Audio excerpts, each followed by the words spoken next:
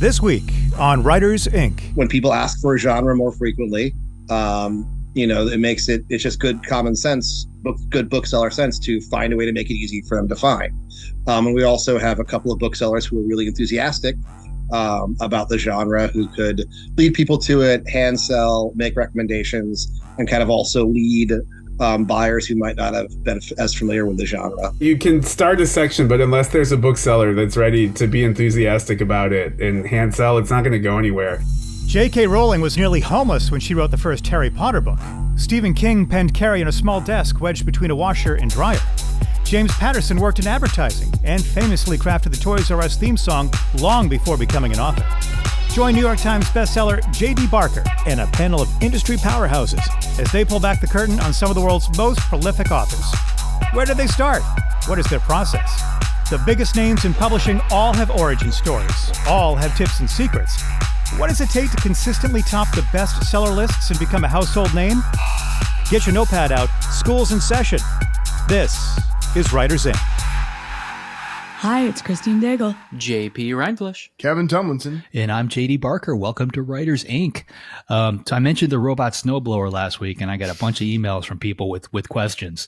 So I'm just going to kind of rattle off where I'm at. I got the thing set up. I had to pay some guy to come out to my house to put the antenna on the roof because I got a ladder. I borrowed a ladder from somebody, put the ladder up next to the side of the house. I climbed up there with the screwdriver in one hand and an antenna in the other. Got 1 foot on my roof, and there's no freaking way in hell I'm actually going to climb around on my roof. Like, it is just not worth it. So I paid somebody $110 and he went around and did that for me, because me tumbling off a roof just seems like a sad way to end my career. So the antenna is up there. I got to get out there with the app and actually set it up. But I'm in New England and we've got 0 snow, and there is no snow on the forecast. So global warming has effectively put my robot snowblower in the shed. Yeah. What a bummer. What a bummer. Yeah. You've been waiting for this thing forever. We have snow, pretty much every year. But it's going to be 50 on Christmas, so no snow. The day this comes out, this is coming out on Christmas. So yeah, Merry Christmas everybody. Everybody who celebrates. Yeah. Merry Christmas, everyone. You get the gift of us. Yeah, so we've got that going on it. And I signed a new deal with Simon & Schuster UK and another one with Simon & Schuster in Ireland. Basically the same deal I had here in the States. We just, changed the countries around a little bit, but my little empire is expanding. It's fun to see that side of the business and really get an understanding for how Simon & Schuster actually handles everything. So much happens behind the scenes that I wasn't aware of, even being on a traditional publisher, with one of them. Like, you don't hear a lot of this stuff that you hear, behind the doors when you're actually the real publisher or part of that team. So cool stuff. Congrats. Yeah, that's awesome. What's the next country? You got other ones in the works? You can't talk about that yet. There are, but I'm not allowed to talk about it yet. But I think I'm going to keep this going. It seems like How much are you allowed to talk about? Like, could you do if we did a JD Barker interview about this, would you be able to talk about it at all? Because people would be interested in this. That is honestly a really good question, and I'm not sure, because this is a first, for them. So we're on uncharted territory here. I don't know if they want to expand it yet with bringing in other authors, or I'm a guinea pig to them just as much as they're a guinea pig to me. So I think they want to see how well this works out. If it works out good with this book, and I could see them easily bringing in additional authors, and I would love to talk about it, the structure and everything behind it, as we get all the pieces together, because I really do see this as the next logical step, because it doesn't make sense for me at this point to sign a traditional publishing deal. The advance money just isn't there, versus what I can make as an indie. But this really crosses that gap, and it's getting the books into the stores, Target, Walmart, CVS, Walgreens, all those places that you can't get into as an indie. This is getting that done for me. So hopefully at some point I'll be able to talk about it in detail. I really want to. Yeah, that'd be awesome. All right, JP, what is in the news? All right. In the news, Penguin Random House acquires Hay House. Penguin Random House has acquired Hay House, a leading publisher in self-help and health and wellness. It was founded by Louise Hay in 1984. Reed Tracy, CEO of Hay House, will maintain leadership role in ensuring the publisher's editorial and publishing independence. And the acquisition follows Penguin Random House's recent string of purchases, including pay-away products and increasing its stake in source books. Yeah, so this is interesting, and Joanna Penn talked about it a little bit, and she kind of hit the same angle that I wanted to, which is if you're on, Hay House Books, take a look at your contract to see how this actually impacts you, because a lot of things are going to change for those people. You're going to see editors go away. You're going to see new people brought in on your title. You may get your rights back, as a result of somebody buying that particular imprint. You may not. All of that should be spelled out in your contract. If it's not, I suggest you take a listen to last week's episode where we had Mike Sullivan and his wife on talking about contracts, because this type of thing you really want to make sure you have in there. As a cautionary tale, if you want, go back and research some of the imprints that have been bought up by Disney over the years and what's happened to some of those authors, because there are plenty of authors on now Disney imprints that have written books back in the day that are no longer receiving royalties because they've essentially gotten lost, with one publisher buying another publisher, and then all of a sudden it ends up on Disney's doorstep. And they've got no interest in, untangling that mess. So unless you come after them, you may not see a check that you're entitled to.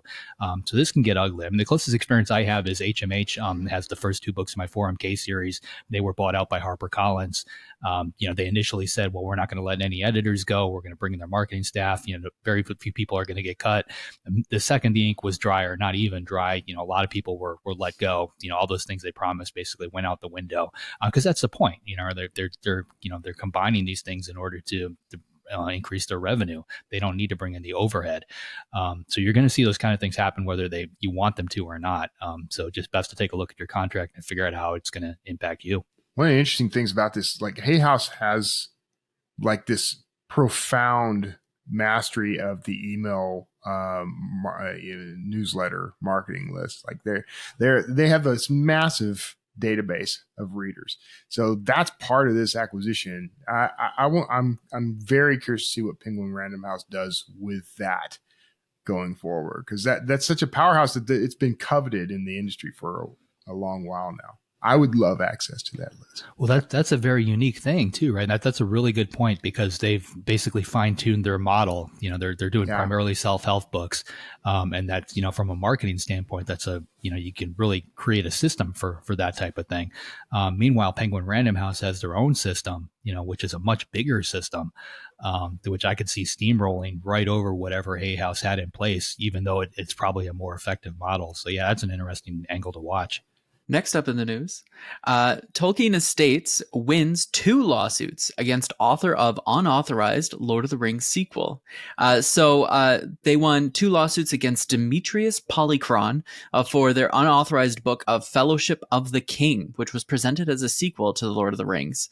Polychron's initial lawsuit against the Tolkien Estate and Amazon claimed infringement by Amazon's TV series The Rings of Power on his book, which was dismissed. The court granted a permanent injunction preventing Polychron from distributing The Fellowship of the King and the planned sequels or any derivative works of Tolkien's books. The court also awarded the Tolkien estate and Amazon $134,000 in attorney fees, deeming Polychron's lawsuit frivolous and unreasonable. Yes, so I was trying to figure out how this even happens, because the Tolkien books, they don't hit public domain until I think 2043. Right. So we've got about another 20 years or so before that's going to happen. 44.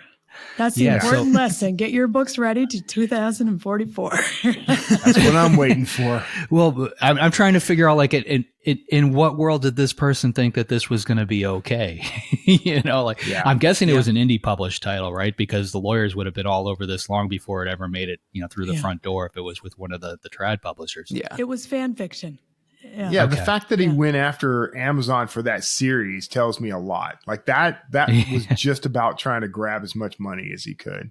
That's crazy. Well, there's another angle to this that a lot of people don't talk about. So you've got the novels themselves that are going to come out of copyright in 2044. Is that what you said? So 20 years or so. But because Amazon just did this, TV show, because the 3 movies are out there, each of those have their own distinct copyright based on the storyline that they told and the characters that they created in those personas. So every time one of those incarnations happens, it doesn't fortify the original copyright, but it it basically creates new ones. And any one of those people could come after you. So these books will come out of copyright in 2044. You could sit down and try to write something in that universe if you wanted to, but Amazon could say, hey, this is way too close to what we just put out, and they could shut you down. The original three movies by Peter Jackson, those guys could come after you. This is a tricky world to maneuver, and he honestly should have just changed a couple character names and went with a different title and just shot it out there. Yep, I totally agree. Well, hell, he could have left the title. I mean, there's no reason he couldn't have made that play, and it just made it a completely derivative work of some kind, But yeah, he got greedy is what he did, and he's not smart. Yeah. So he got himself in a bunch of trouble. Yeah, that's the other lesson. He needs to hook up with that girl from last week that put out the bad reviews on authors. I think the two of them together need to form some type of company together. We'll just have a collection of supervillain authors. There's a rash of that right now. I had no idea. Mm-hmm. That's there's a growing number of that kind of thing happening, and I don't get that. I don't even get the mentality behind that. But please don't do that. It's not just forget any damage it might do to the author you're targeting. It's going to be practically nothing. All you're going to do is like A-bomb your own reputation and career. That's all you're going to get out of it. So please, for the love of God, don't do that. That was actually one of the news stories I skipped over this week because we already talked about it, but the rising number of review bombs on Goodreads and kind of them asking for a policing of the community itself. And I think the problem is that it's available to do, so people will do it until it is no longer available to do. So people will continue to do these sort of review bombings and things like that because they think that they can get themselves up in this number one. And until there's more things in place to prevent those sorts of actions of false reviews, I think it's going to keep happening. Yeah, no, Goodreads honestly does have to get better at it. I mean, I haven't had it happen a lot, thankfully, and I'm sure I'll get a flood of them now that I'm putting that out there. But I did have one. I think it was on Caller's Game, where somebody posted a 1-star review. And the text of their review basically had very little to do with the book. And this was when ARC copies were going out. So I knew specifically who actually had a copy of that book, and whoever this person wasn't one of those people. So we reached out to Goodreads and we said, hey, this person doesn't even have a copy of the book. It's not possible for them to have read it. Can you take this review down? And Goodreads' response was no. So I think that's where it needs to honestly be tightened up. Like if you can prove that the review is bogus, then it should be able to come down. Yeah. JP, I know you're on Storygraph, which is like an alternative to Goodreads. Is it any different there? I was just curious what your experience has been with it. Honestly, I don't know.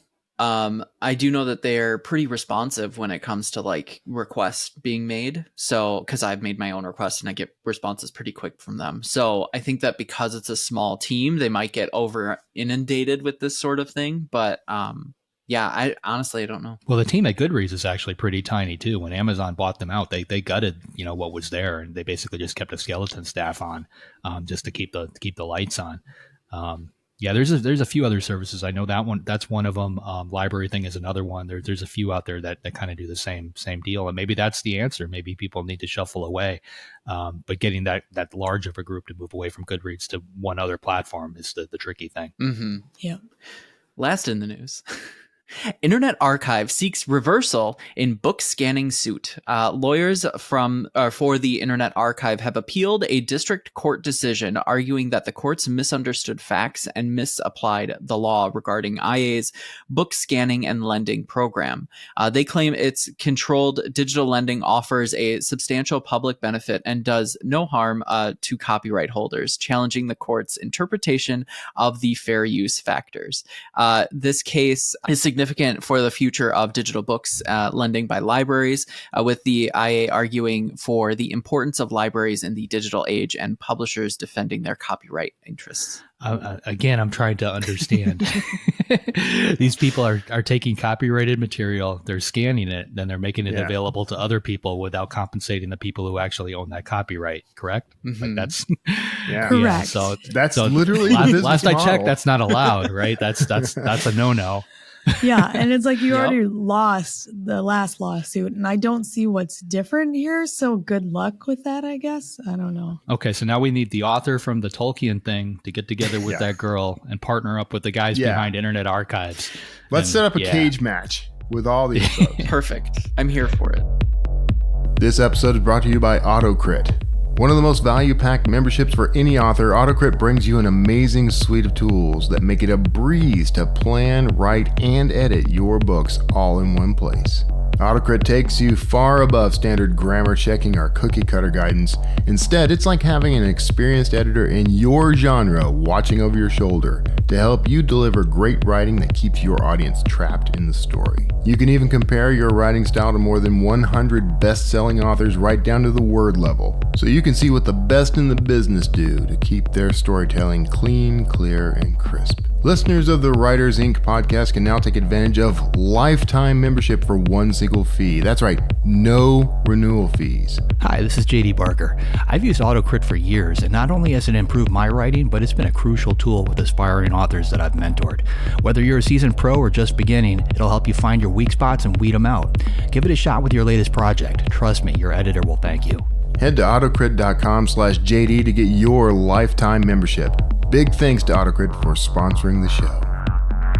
And so with that, JD, who's up this week? This week, we've got bookstore owners Danny Kaye and reseller Josh Cook coming on. So we've had a ton of authors on this show and our share of industry professionals. I don't think we've heard enough from the people actually at the front lines, the people that actually sell the books. I'm really looking forward to this one. Danny Kaye and Josh Cook. So with me, I have Danny Caine, bookstore owner of Raven Bookstore in Kansas, and Josh Cook, bookseller at Porter Square Books in Massachusetts. I would love for our listeners to hear more about what it's like to be a bookstore owner and a bookseller. Could you tell us maybe a little bit about your stores? Are your stores more generalist, more niche? Maybe why that is? I'd love to hear about them. Sure. I can start. Our store is pretty general interest, although we have our specialties, poetry, kids books, science fiction, queer writers. We've got our areas of focus based on the booksellers, but we do kind of have something for everybody, or at least we try. Started in 1987 as a mystery-only store. It's a small store on a busy main street through a college town in the Midwest. Been there for a long time. We've got a shop cat. We're talking right now. I don't know when this is going to air, but it's currently November 29th. And so like any bookseller anywhere is going to be a little, have the glazed look in their eyes as we're ramping up into holiday retail, but it's been busy so far. We had a good weekend after Thanksgiving. We're wrapped up with events for the year, and we're kind of just like buckling down and plowing through these holiday sales. Going to try to have some fun and sell lots of books. Awesome. Josh, how about you? Yeah.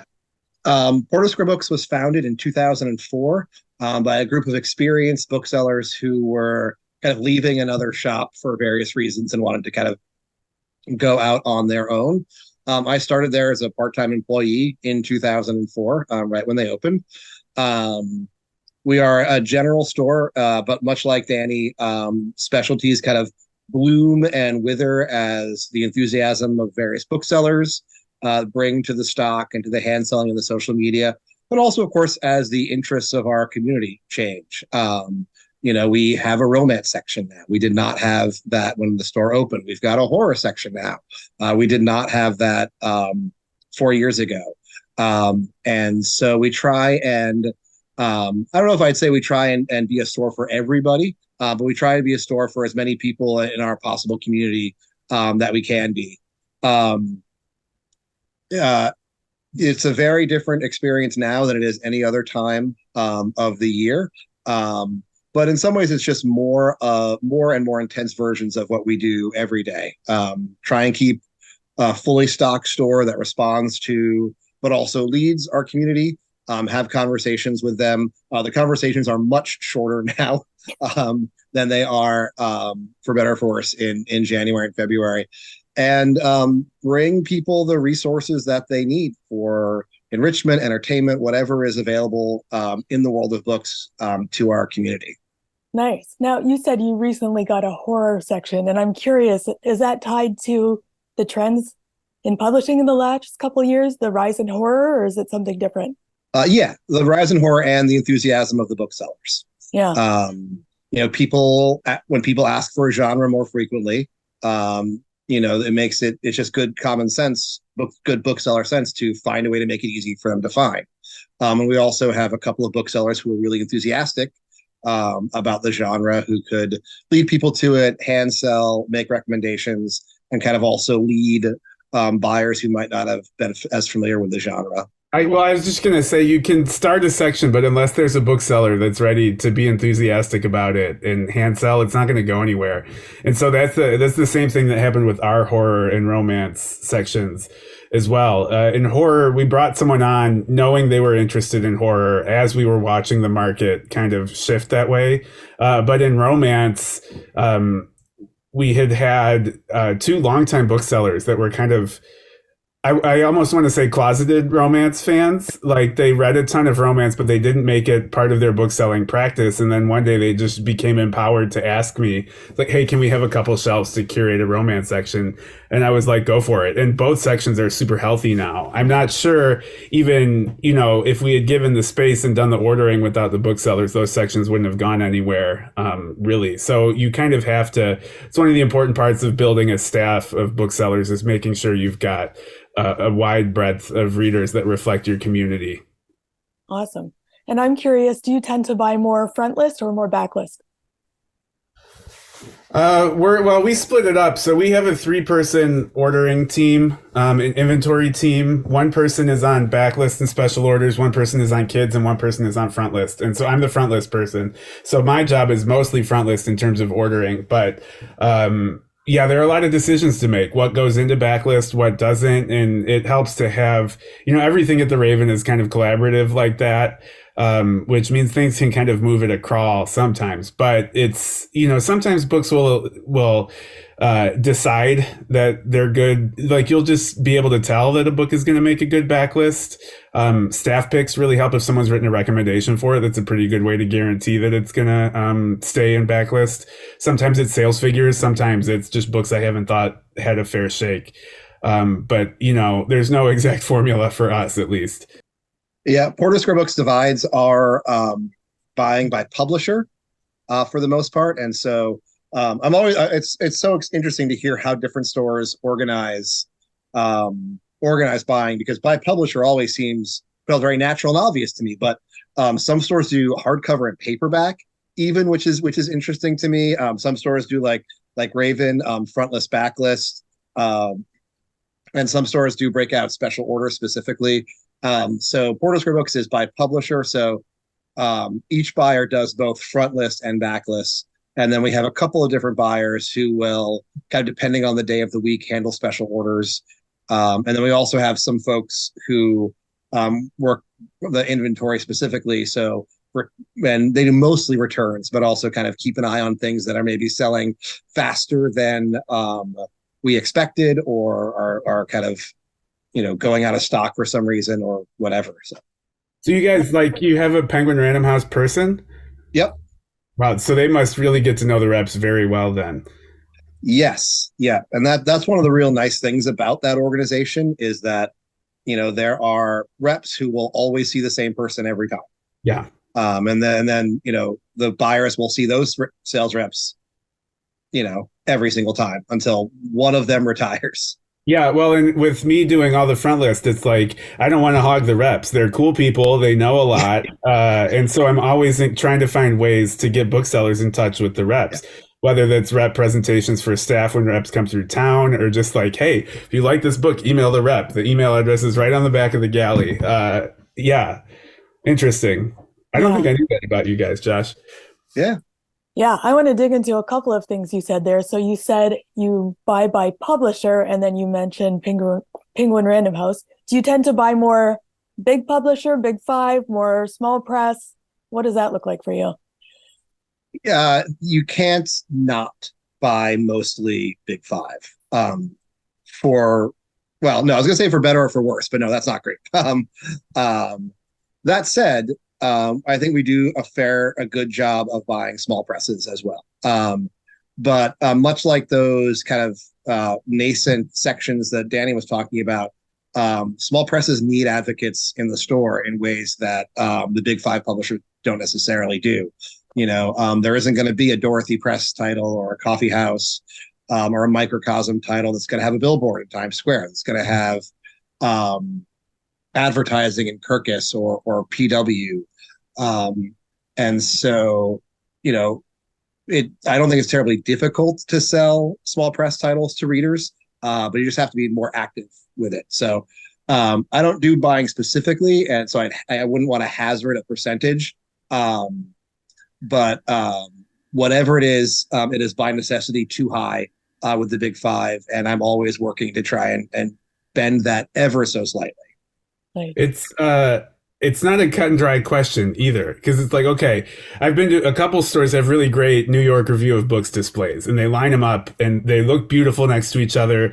They're doing really interesting kind of legacy work with some forgotten authors, great translations. They're distributed by Penguin Random House. And so like the rep I talked to about that small press is my big house rep. And it comes in a Penguin Random House box and it's on a Penguin Random House invoice. And so just because of the way corporate consolidation has happened and the complex nature of book distribution, at least in the United States, it's even if you were like, I'm going to focus 100% on small presses, you would still be ordering from Macmillan and Penguin Random House and Ingram. And of the presses that Josh mentioned, Microcosm is the only one that distributes themselves. And they're a little bit of an anomaly like that because they have a really strong DIY ethos that not a lot of other folks have necessarily picked up. And, we can get into that, but it is in the store. Hopefully that's invisible to the customer. In the store, hopefully they see people excited about independent press or small press titles and selling these interesting books, these cutting edge books, these translation books. It's a little bit more of a murky story on the bill paying side. Yeah. That's a good point. Yeah, and I think that's important for authors and for other people to know is that a lot of times small presses do distribution through one of the big five. So they're kind of affiliated, but not really big five. And I know a lot of smaller presses really covet that big five distribution so they can get more stores. Yeah, awesome. And you talked about your reps. So you have all this stuff coming at you, catalogs, ARCs, messages, visits from sales reps, with what's new and what's coming out. How do you decide what to get? I think I can answer that because I think I do more buying than Josh. The best reps know the store and they'll tailor what they tell us based on just what they understand of the vibe of the store. And they also have a lot of data. I mean, there are ways we are working from data. I think an excellent bookseller finds ways to use data for their practice without losing a human touch. And the best reps they kind of tread that line where they have a human understanding of the human booksellers in the store, but they kind of back that up. And they use data in ways to strengthen their practice without robbing it of its human touch. Local connection is always the most important thing. And I'm sure Porter Square is the same thing. I haven't looked at our bestsellers for the year yet, but I would hazard a guess that somewhere between 6, 7, or 8 of the top 10 titles at our store are going to be local somehow or have some local connection. And there are years that it's been all 10 have been local authors. And so, and you find out about that by just building relationships and being plugged into your community and being the support network for your authors. So they come to you to help with their books. And you're the first call they make when they start to think about promoting their book should be to their local bookstore, or at least, in the first week of phone calls. It is a balancing act between data and just hunches and vibes. And I think that's one of the strengths of running an independent bookstore. Yeah. And so you said local authors. So how do you like local authors to approach you about putting their books in your store? Oh, hopefully I know them already. Like it's, In a perfect world, they're already a member of the community. Like they come and shop and they know us and they come to events. That's when the ask, it's like, if I already know you, if not friends, then like have a friendly relationship just as bookseller and community member, then it's like, of course, I'll jump in front of a train for you because you're part of my community. The tricky ones are, people who come into the store for the first time in their life with a big ask. Like, I've never met you. You've self-published a book, and you want me to throw down the expense and staff time and promotional effort to throw you an event when I've never met you before is a little tricky. And that's not to say it doesn't work and people don't move here, but like being in community is an exchange. And I think this is true, not just of authors, but like we're ready to give, but it's a reciprocal relationship. It's about relation. No relationship is going to be one-sided. And what we're doing is in the business of creating relationships around books. And so just follow the rules of relationship building and collaboration. It's like, what can I do for you? What can you do for me? Let's work together to make something magical around books. So yeah, and that doesn't always start with just like walking in with a list of demands. Fair enough. And so, yeah, go ahead, Josh. I was just going to echo that. I have an essay about kind of writers and how they work with authors. And one of the things that just sticks out with me is there's only so much a bookstore can do for your sales. There are limits. We can do great stuff, but there's kind of only so much that we can do. But we have to be open to do those things. And in order to be open, we need customers. And so if you want us to have the ability to give you help give your book the best shot at success, you need to help us have the best shot at success for us. And it doesn't take all that much, really. Like Danny says, you need to be a presence in the community. And if you're right, you're buying books anyway. If you only shop at Amazon yourself, you're not doing a whole lot to keep your store and your local store open and available for authors like yourself. Yeah. I'm sure we could go into that into depth, but maybe we'll save that for a little bit later or another time. Or you could just read Josh's book. Yeah, read Josh's book, read Danny's book, figure out why bookstores are important. So I also want to ask, you said about you're getting authors in for signings now for the holidays. Do you just get local authors in? Do you get tours? What does it look like for you getting authors in to the store? Right now, we had our last event on Small Business Saturday, which is that's the Saturday after Thanksgiving in the United States. And we, over the last couple years, we have gotten so busy in the fall with events that we've had to not throw a huge party for every local book that comes out. And like the schedule fills before we know about all the local books. And these are books we want to celebrate and authors we want to work with that just couldn't fit on the schedule. And so we have held Small Business Saturday as a celebration of great local authors with new books in the fall. And it's usually 5 or 6. And they'll just come and sit at a table and sign and meet people. It's a super busy day. Everybody sells, lots of books.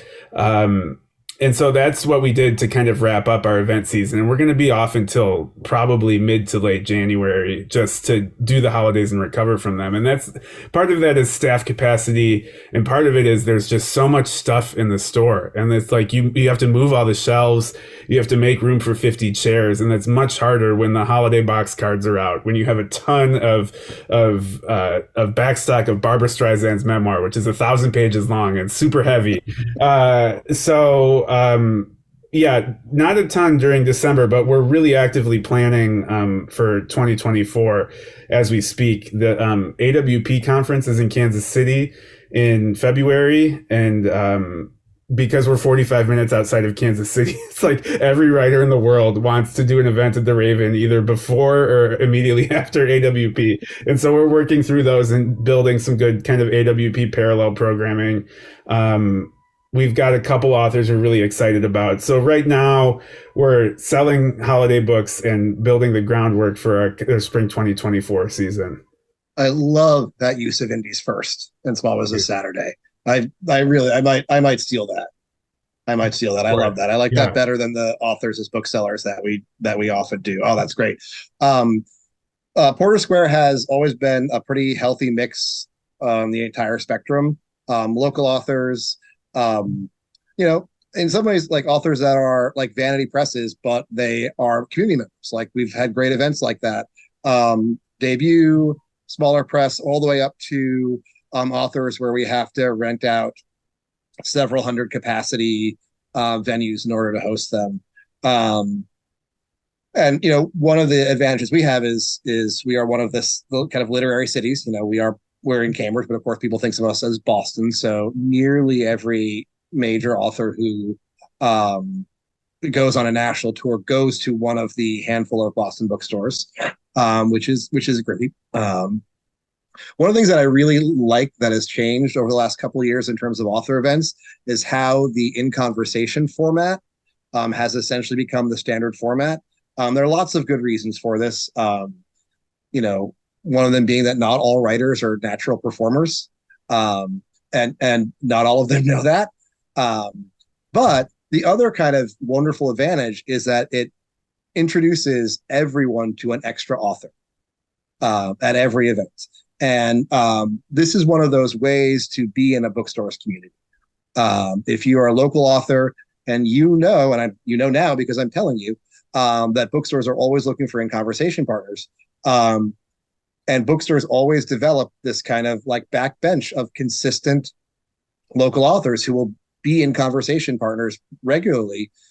You could get yourself essentially 6 events a year, 4 events a year, and occasionally with an Ann Patchett or a Roxane Gay, and suddenly you're not in front of 40 to 50 of your closest friends. You're in front of 40 to 50 of your closest friends and 450 people who are just meeting you as an author for the first time.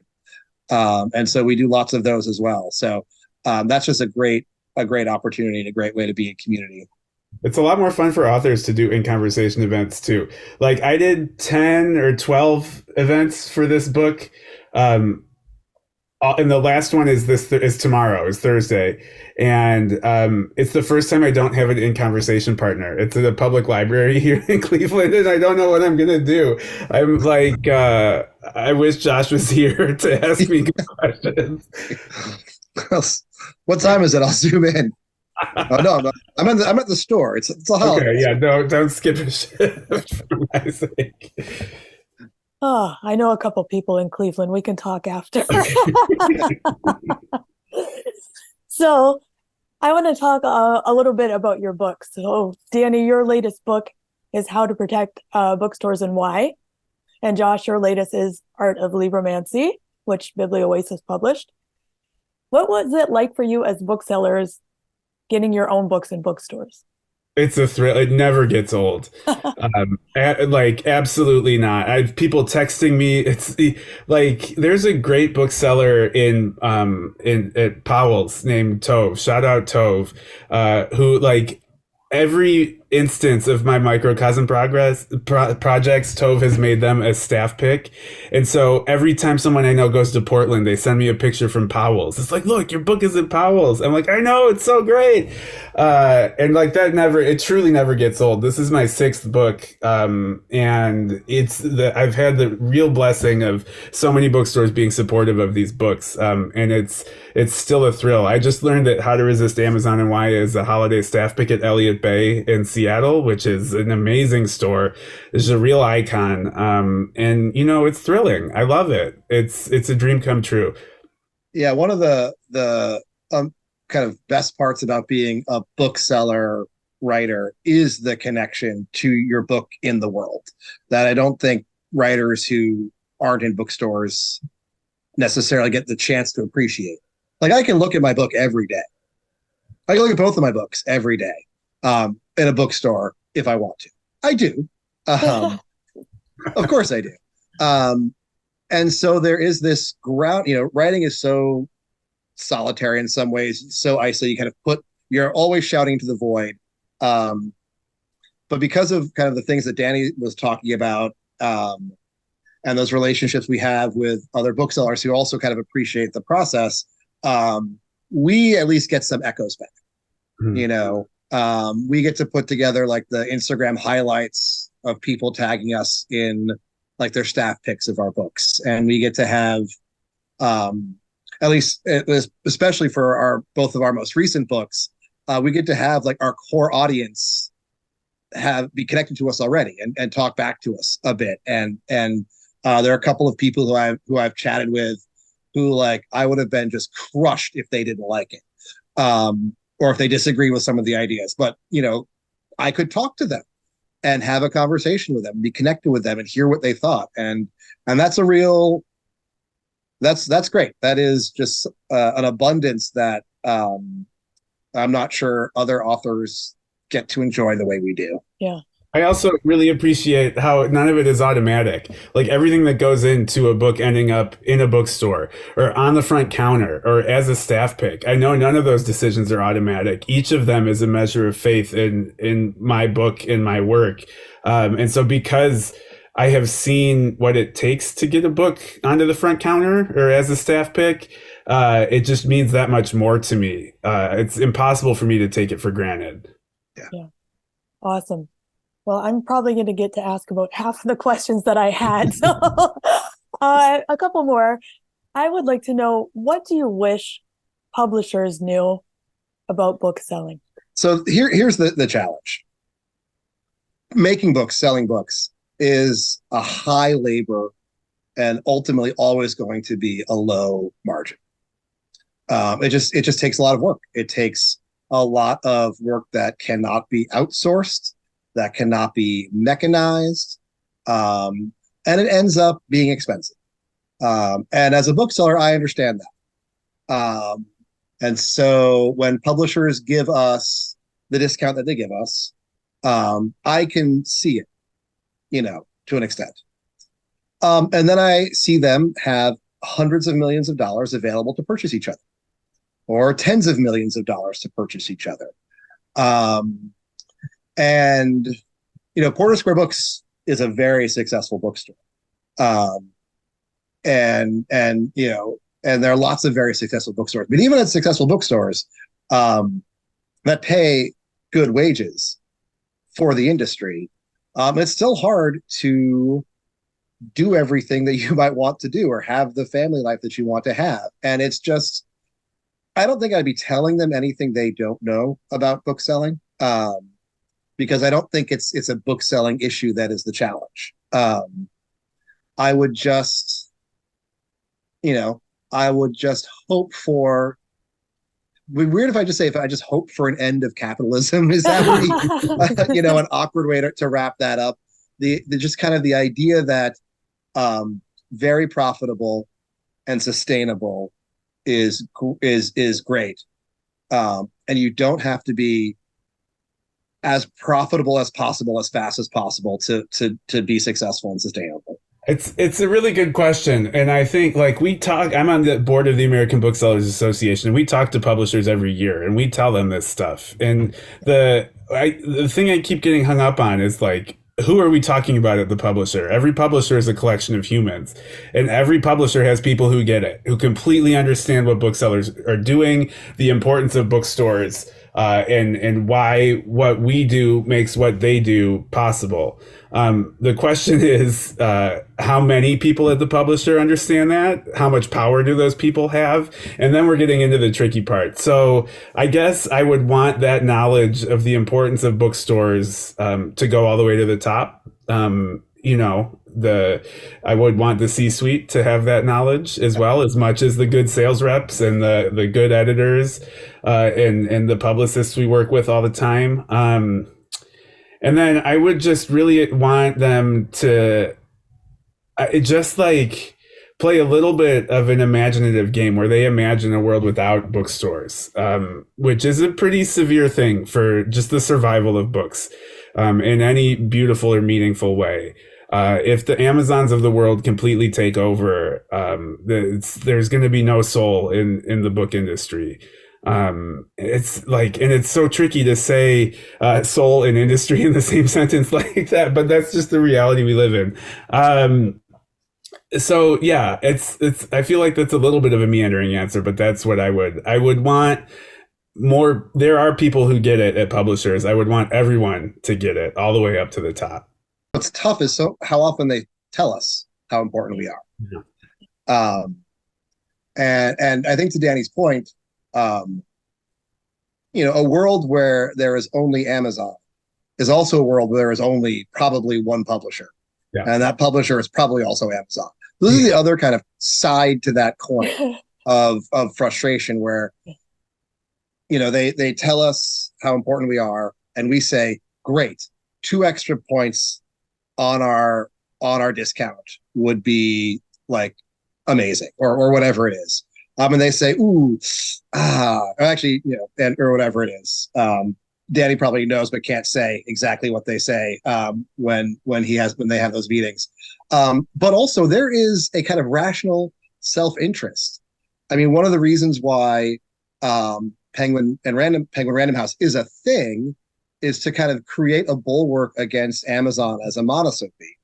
And one of the reasons why I think Penguin Random House was looking to buy Simon & Schuster is because even Penguin Random House is not truly big enough as a publisher to compete with the broad and, in many cases, totally unrelated to books power of Amazon. And so every bit of percentage dragged out of that sales channel to independent bookstores increases the survival, I think, of those very publishers. And why that part doesn't get to the people who make the ultimate decisions, I don't know. Maybe because it's not a quarterly profits thing. Maybe because it's a 5-year thing. It's a little hard to fit into shareholder meetings. I don't know. Yeah. And I bet Danny can't say. Yeah, I probably should plead the fifth about that. But yeah. I'm just curious if there's anything that you would like authors to know about book selling.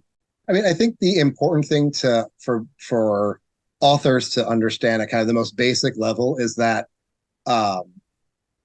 we are your allies. And we are probably your best and most reliable allies. You might luck into a major contract with, a massive publicity budget that'll give you a great chance for success for your first 2 books, but you might not get it the third.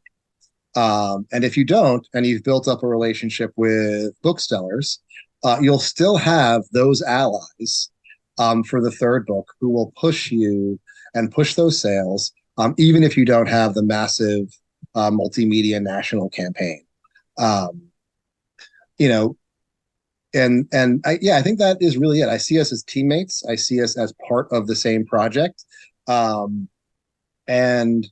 Depending on what you want from a bookstore or a bookseller, all you need is to respect us as if we're teammates.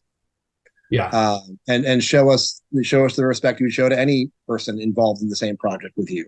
And then if you want more, we go back to the conversation about being a member of a community and kind of being part of that exchange that all relationships are built on. It's fun. Like this is the fun part is building relationships with bookstores.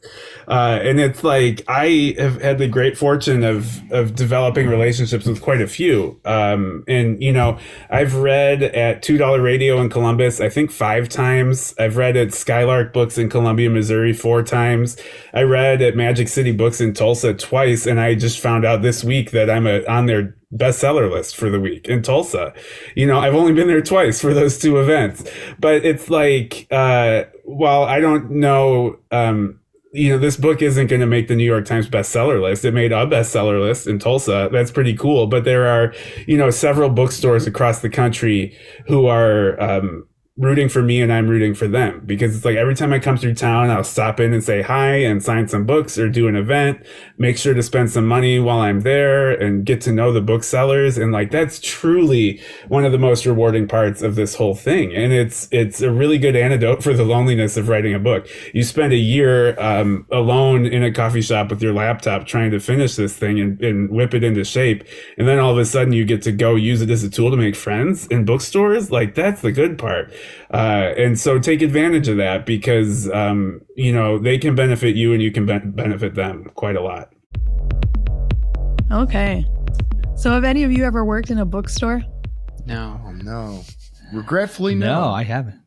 I worked at Blockbuster Video. I feel like I didn't. I did that for 2 weeks, and I couldn't. You seem like someone who would have worked at Blockbuster Video. Yeah, I couldn't get that ABC song out of my head, from having to reshelve stuff in alphabetical order, and like that was the reason I had to quit. Like I couldn't deal with hearing that song over and over again in my head. So I've never worked at a bookstore for that same reason. Yeah, I was telling JP before you guys jumped on. I was like, I always thought it would be nice, but I was in my local bookstore yesterday, and one of the customers was being very creepy to one of the booksellers, and I'm like, maybe I wouldn't enjoy that so much. I don't know. Yeah. Yeah. Unfortunately, yeah. Consider this is not a slight against readers. I love my readers. I love all readers, but it's a big crowd. And when you have a big crowd of people who spend a lot of time alone, you're going to get some creepers. So that's something to consider for sure. So do you have a relationship with your local indie bookstore and booksellers? Yes, I do. I'm partnered up with one right down the street from me. I mean, he's actually got a page for signed copies of my books right on there. And like that, honestly, that came together because, people were coming to me on that website asking, where can I get signed copies of your books? And, initially I was signing them. I was mailing them right out from my house and getting them out to people. And like, that seemed really silly. So instead I partnered up with this bookstore. They take those orders. I just go in there once a week and just sign whatever he's got waiting, and he ships it out. And this way he collects the revenue on them. So it's all good. And I encourage every author to get out there and do that sort of thing. Yeah. I think we need to see more of that.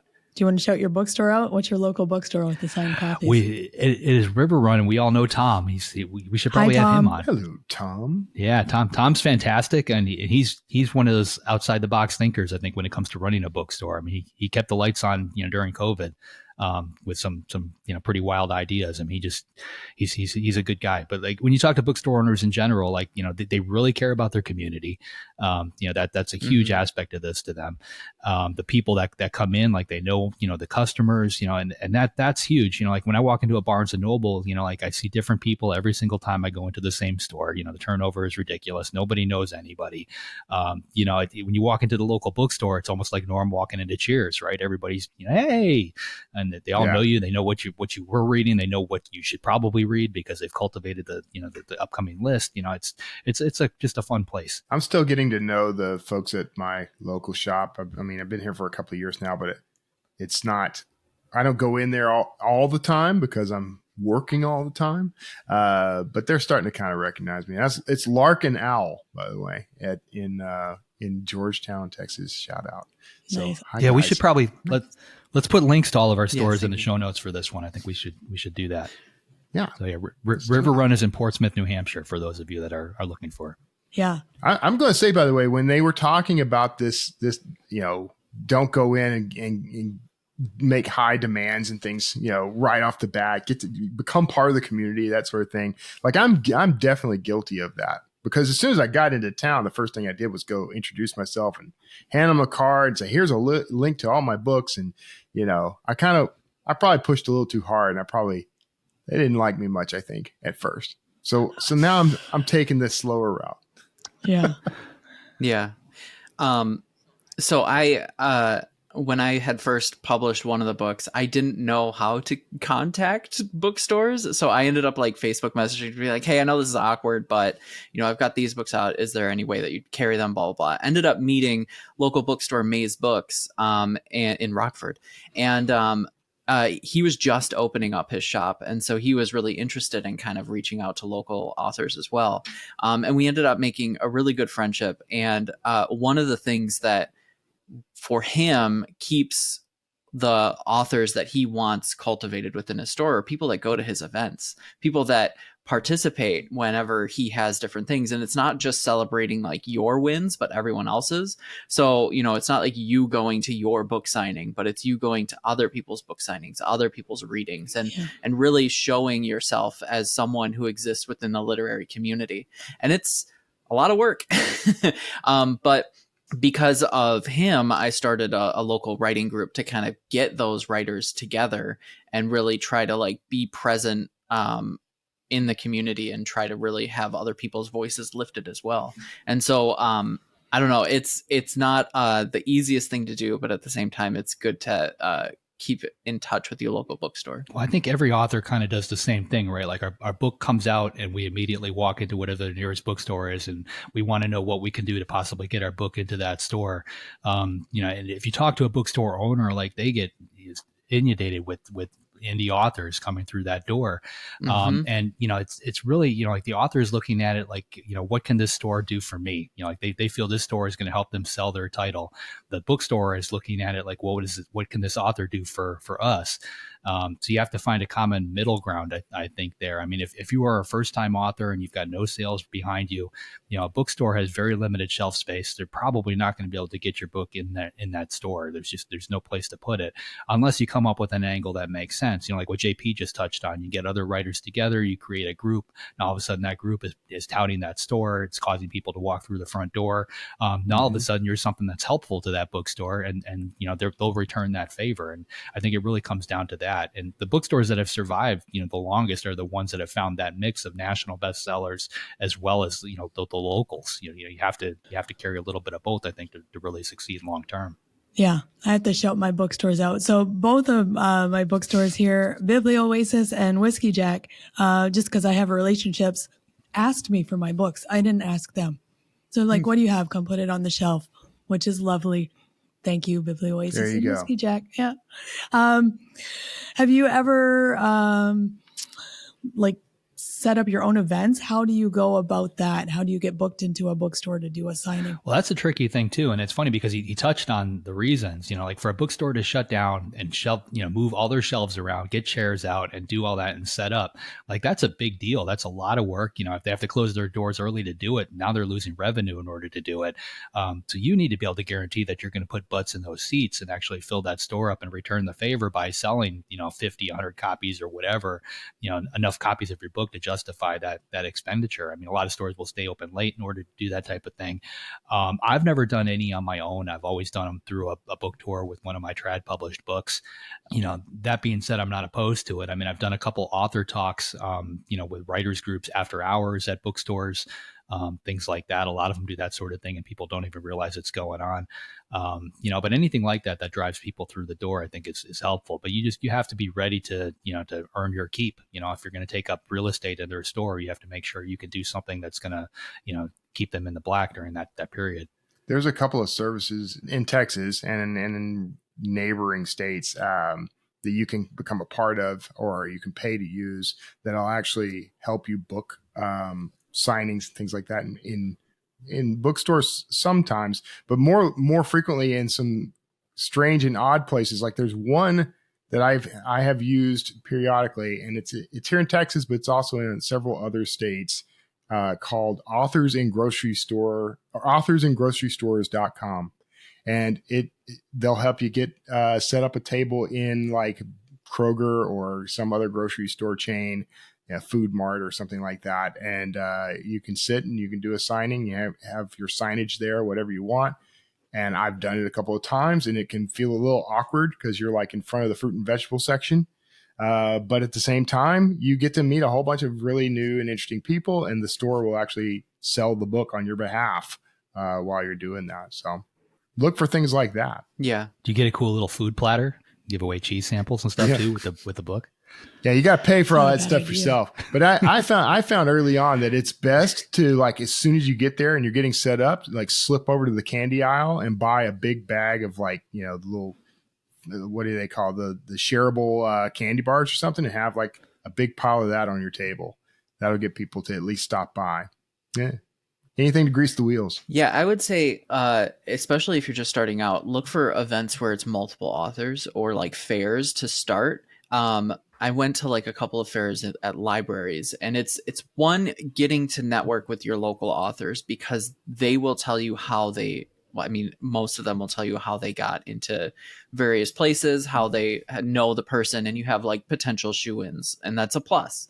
And there are reasons why I chose to do that, because I knew that maybe I wouldn't have a ton of sales, but hey, if I'm at a fair and all of us have multiple sales because I'm this new person coming in, then I can use that as potential leverage moving on forward.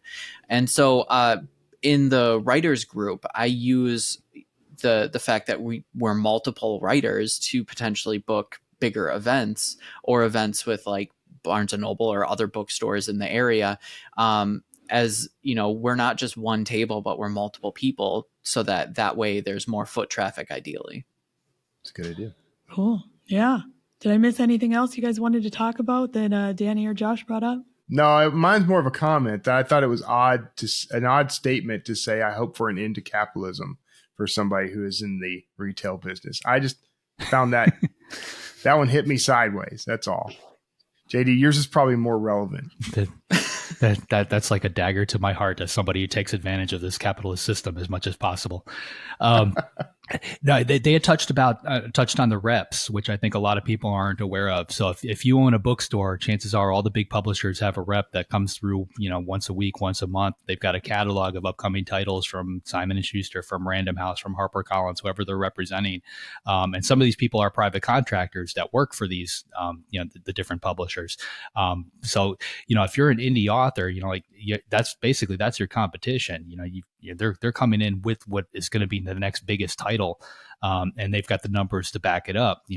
Penguin Random House rep can come in and say, this title is coming out in 8 months. We've got X number of copies have already been allocated to other bookstores. You're going to want at least 15 or 20 copies on your shelves. That's the person that they're listening to, because that person is telling them what is going to be selling down the road. So you have to be aware of that. On the bookstore tour side, like these numbers actually come into play, because one of the things I can talk about, I guess, with the Simon & Schuster deal that I'm seeing is I can see who's actually buying, my book coming out in May. So if a particular store has 50 to 100 copies coming in, they immediately get put on the target list as for an appearance stop. And we've got a list of every indie bookstore and national chain in the country as far as where those books are being bought. So we can figure out from a tour standpoint where I need to go. So all those little pieces tend to come together. And it's funny because a lot of the things that I didn't think about before, like blurbs, for example, you reach out to a big name author and they give you a sentence to put on the cover. That obviously helps you with the buying public. But at this stage, before the book is coming out, it also helps you with the booksellers and the reps. The reps use that information, and in the catalog, your title is there. It's got that blurb that nobody's actually seen yet from this big name author, and they use that as something to help push your title. You need to have 30 copies of this book now instead of 20 because so and so just dropped a blurb for it. So all these things really come into play, and I find it fascinating how all the different pieces come together. Yeah, absolutely. Okay, awesome. That was a great conversation. So, JD, who is up next week? Next week, we've got Natalie Haynes. Natalie's the author of 8 books, including 1,000 Ships. It was a national bestseller and was shortlisted for the 2020 Women's Prize for Fiction.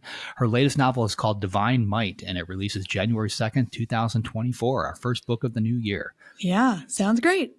If you'd like to be notified as soon as new episodes publish, make sure you go to writersincpodcast.com and sign up now. We'll see you next episode and have a great week of writing. And Merry Christmas. Thanks for listening to this episode of Writers Inc. Access the show notes and leave a comment at writersincpodcast.com.